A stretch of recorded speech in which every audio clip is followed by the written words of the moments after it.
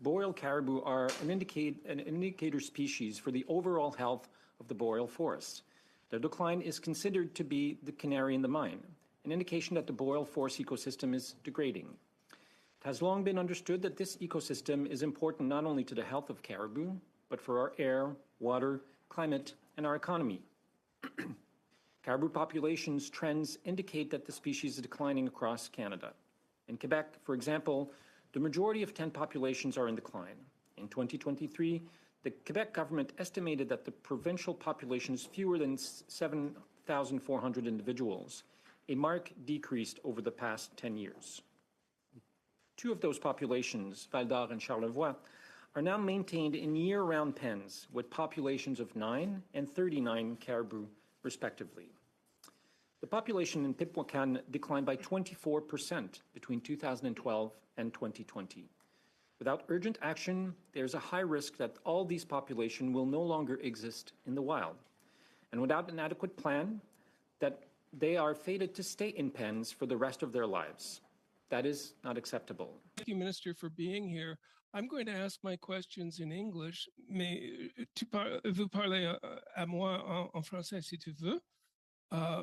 I know this is a Quebec issue, but it's also a national issue and an international issue. And in your opening statement, you opened with our international agreements that have been signed, the Sustainable Development Goals being some of those agreements that we signed in 2015 with 193 different countries.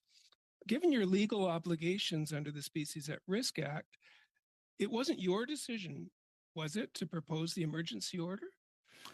So the way that the Species at Risk, and thank you for the question, Mr.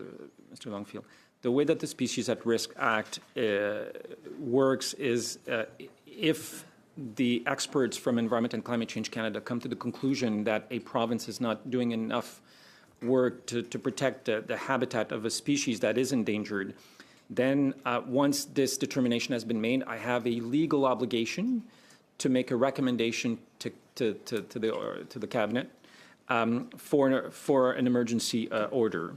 Then Cabinet can decide whether or not they want to move ahead with it or not. Last year in 2023, I made a similar recommendation to Cabinet, and at that time, they basically, Cabinet asked me if I could try and negotiate with the Government of Quebec, what we've tried to do for over a year. Unfortunately, those discussions and those negotiations were unsuccessful.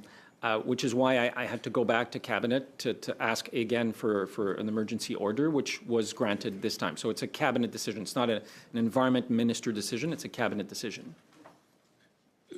Thank you. And so that I'm clear, if Quebec had taken sufficient measures, you wouldn't have to be asking for this measure to be taken.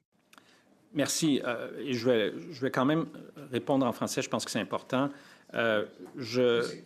Je demeure convaincu qu'on peut arriver à trouver une entente si le gouvernement du Québec est prêt à y mettre du sien.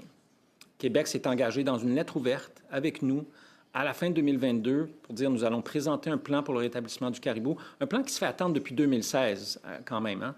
Hein? Alors, ils nous ont dit d'ici juin 2023, on va présenter ce plan-là qui va prévoir notamment comment on va protéger au moins 65% de l'habitat. Le gouvernement du Québec qui a dit ça, là.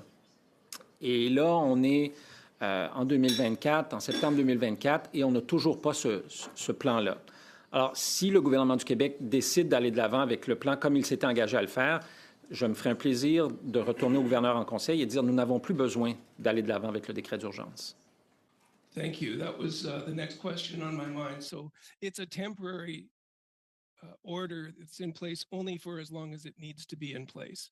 But we do have legal commitments that we have to make or that we have to uphold. It isn't a matter of politics, it's a matter of legalities. And from my understanding then, and your nodding agreement, as we look at sustainable development goals, and SDG 15, I believe, is on this one of land, of living beings on land, but sustainable development goals also include economic sustainability, they include environmental sustainability, and they include social sustainability. So including the jobs and the support of transition, that all of the sustainable goals line up with the three pillars of sustainability, which 193 countries have agreed to.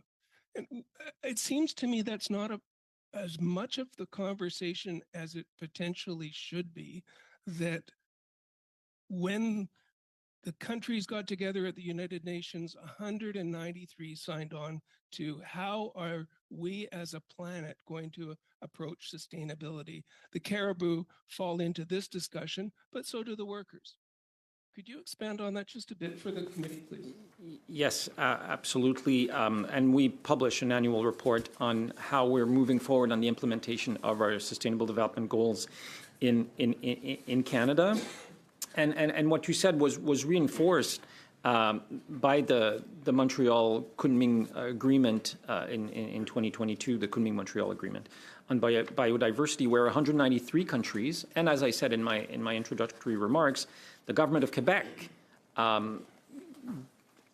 agreed together that in order for sectors like forestry and others to be sustainable, we need to protect at least 30% of our lands and oceans by 2030. So that, and that's something you've heard workers here, union representative, say that they understand that the future of the sector is not based on short-term profits. It's based on long-term sustainability of the forest, so that there's long-term sustainability of the forestry sector.